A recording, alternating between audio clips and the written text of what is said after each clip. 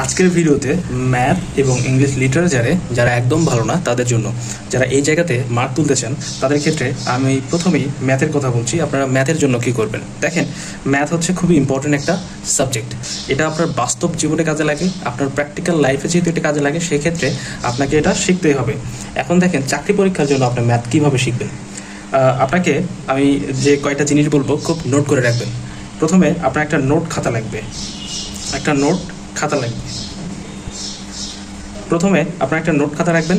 এই নোট খাতা আপনাকে আপনার সাথে সবসময় রাখতে হবে। দেখেন, এই নোট খাতায় এখন আপনি কি করবেন? নোট খাতা তো হলো, এরপরের কাজ কি? এরপরের কাজ হলো আপনাকে টাইপ অনুযায়ী আপনার ম্যাথের যে সিলেবাস রয়েছে সেই সিলেবাস অনুযায়ী আপনার সেই নোট খাতায় অঙ্কগুলো করা বা অঙ্কগুলো সাজিয়ে রাখা। দেখেন, আপনাকে একটা আমার খাতা দেখাচ্ছি। এটা হলো আমার ব্যক্তিগত খাতা, এটা হলো আমার খাতা। আপনাকে জাস্ট উদাহরণ দেখাচ্ছি। এখানে দেখেন, অনুপাত ও সমানুপাত, এটা হচ্ছে একটা আমাদের সিলেবাসভুক্ত একটা ম্যাথের একটা বিষয়। তো এখন আমি কি করেছি, আপনার অবশ্যই আমি এখানে বলে রাখি যে আপনার অবশ্যই একটা ম্যাথের বই রয়েছে, ম্যাথের একটা গাইড বই রয়েছে, যে গাইড বই থেকে আপনি ম্যাথ করে থাকেন, প্র্যাকটিস করে থাকেন। দেখেন, আমার যে গাইড বই রয়েছে সেখানে দেখেন টাইপ 1, প্যাটার্ন নাম্বার হচ্ছে 1, বিভিন্ন ধরনের অনুপাত নির্ণয় করা। এখানে দেখেন আমি জাস্ট একটা অঙ্ক এই টাইপ থেকে নিয়েছি। ওকে, এই টাইপ থেকে একটা অঙ্ক নিয়েছি। এইটা আমাকে কি করবে, পরীক্ষার হলে যখন আমি যাব, আপনার ধরেন আপনি পরীক্ষার হলে যেতে চাচ্ছেন, তো দেখেন 1 সপ্তাহ রয়েছে। আপনি কি করবেন? সারা বই তো আপনার পড়া এখন সম্ভব না। আপনি কি করবেন? আপনার এই টাইপের অঙ্কগুলা দেখেন, পরীক্ষার হলে যাওয়ার আগে আপনি কি করবেন, এই যে অঙ্কের আপনি সাজিয়ে রাখলেন, আপনি অনুপাতের অঙ্কগুলো জাস্ট দেখে যেতে পারতেছেন। ওকে, পরীক্ষার আগে আপনি জাস্ট এই 5 থেকে 6 পাতা দেখলেন, তাহলে কিন্তু আপনার অনুপাত এবং সমানুপাতের যে অঙ্ক, এই অঙ্কগুলো কিন্তু আপনার চোখের সামনে ভাসবে এবং সূত্রগুলো আপনার মনে পড়বে। তো এইভাবে আপনি কি করবেন, অঙ্কের জন্য একটা খাতা তৈরি করবেন, যে খাতাটা আপনাকে হেল্প করবে। আপনি লিখে রাখবেন যে বিসিএস সিলেবাস, এই বিসিএস সিলেবাসের এই অধ্যায়টা খুব ইম্পর্টেন্ট, আপনি আপনার মতো করে লিখে রাখতে পারেন। দেখেন, এখানে আপনাকে দেখালাম যে আপনাকে একটা নোট খাতা করতে হবে। সেখানে কি করবেন, 2 নম্বরে টাইপ অনুযায়ী অঙ্কগুলো করবেন, যেটা আমি আমার খাতা থেকে আপনাকে দেখালাম। যে এরকম করবেন যে টাইপ 1, প্যাটার্ন নাম্বার 1, এইভাবে আপনি একটা অঙ্ক করলেন। তারপরে দেখলেন যে প্যাটার্ন নাম্বার 2, এই প্যাটার্ন থেকে অঙ্ক আসে, এটাও আপনি করে রাখলেন। এইভাবে দেখবেন যে এখানে দেখেন টাইপ 2, তারপরে এখানে আমি একটা প্রশ্ন রেখেছি। এই ধরনের প্রশ্নগুলো পরীক্ষার হলে এসে থাকে। প্রত্যেকটা টাইপ থেকে আপনি যখন একটা করে রাখলেন এবং যখন আপনার পরীক্ষা হবে 1 সপ্তাহ আগে, আপনি যখন এই যে 5 থেকে 6টা পেজ আপনি দেখে গেলেন, আপনার কিন্তু জিনিসটা আপনার পরিষ্কার হবে এবং আপনি খুব সহজেই আপনার যে সিলেবাস সেটা আপনি শেষ করে পরীক্ষার হলে যেতে পারবেন। তো এটা গেল হচ্ছে আপনার নোট খাতার কথা এবং টাইপ অনুযায়ী অঙ্কের কথা। এখন হচ্ছে সময়, টাইম। কত সময় আপনি ব্যয় করবেন ম্যাথের জন্য?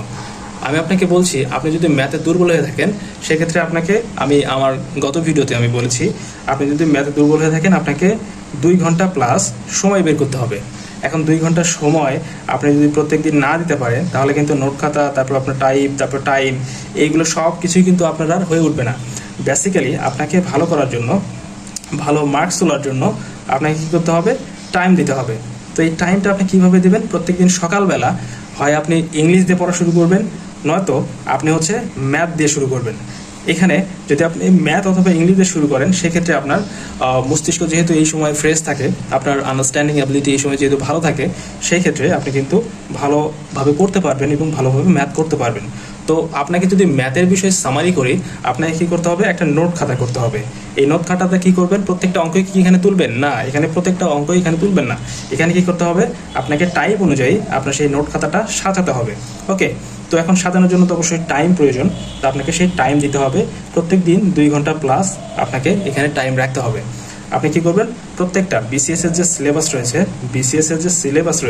সেই সিলেবাস অনুযায়ী 25 থেকে 26টা আপনার মনে হয় পার্ট রয়েছে, যে পার্টগুলো আপনি টাইম অনুযায়ী আপনার এই নোট খাতাতে আপনি এইভাবে খণ্ড আকারে কিন্তু করতে পারেন।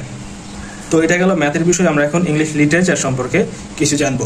দেখেন, লিটারেচার জিনিসটা হচ্ছে, আমরা যারা ইংলিশ ডিপার্টমেন্টে পড়িনি তার কাছে লিটারেচার হচ্ছে নতুন, একদম নিউ। তো এই নতুন বিষয়টা আপনাকে আয়ত্তে আনার জন্য অবশ্যই আপনাকে এখানে সময় দিতে হবে।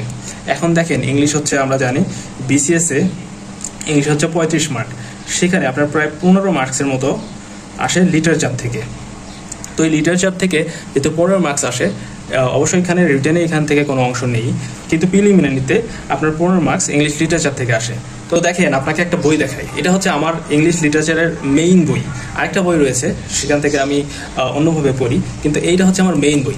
এই বইটার নাম হচ্ছে a handbook on English literature for BCS and other competitive exams. BCS এবং আদার কম্পিটিটিভ এক্সামের জন্য এই বইটা খুব ইম্পর্টেন্ট।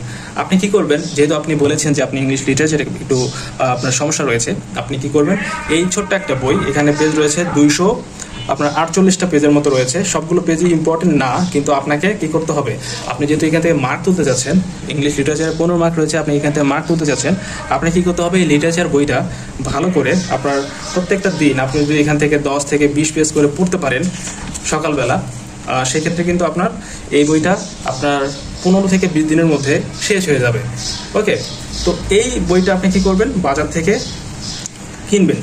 বাজার থেকে এই বইটা কি করবেন, বাজার থেকে এই বইটা কিনে নিয়ে আসবেন।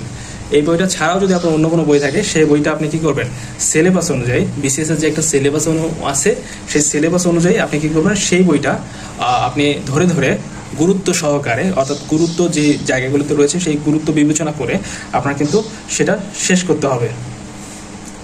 করতে হবে।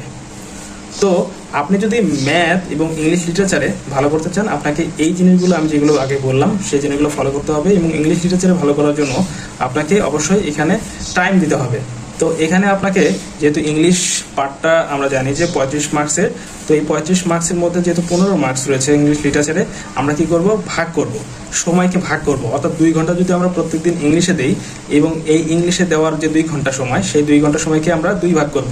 একটা ভাগে আমরা কি করব, গ্রামার রাখবো, একটা ভাগে কি করব, আমরা গ্রামার অংশ রাখবো, আরেকটা ভাগে আমরা লিটারেচার পার্টটা রাখবো। তো এই 2 ঘন্টার সময়কে ভাগ করে আমরা এই বিভাগ করে আমরা কিন্তু ইংলিশ লিটারেচারটা পড়তে পারি। এই ক্ষেত্রে আপনি যদি পড়েন, ধারাবাহিকভাবে যদি আপনার পড়া এটা যদি আপনি কন্টিনিউ করেন, সেক্ষেত্রে আপনার কিন্তু 1 থেকে 2 মাসের মধ্যে আপনার ইংলিশ লিটারেচার সম্পর্কে একটা ভালো ধারণা আসবে, এবং আপনি বুঝতে পারবেন কিভাবে পড়তে হবে এবং কাদেরকে বেশি বেশি পড়তে হবে, সেই জিনিসগুলো কিন্তু আপনার চোখের সামনে চলে আসবে। তো ভিডিওটির শেষে একটা কথা বলতে চাই, সেটা হলো আপনাকে ম্যাথে এবং ইংলিশ লিটারেচার কিংবা ইংলিশে ভালো করার জন্য, এই 2 জায়গাতে ভালো করার জন্য আপনাকে কী করতে হবে, রেগুলার টাইম দিতে হবে। আপনি যদি রেগুলার টাইম না দেন, তাহলে কিন্তু এই 2 জায়গাতে ভালো করতে পারবেন না।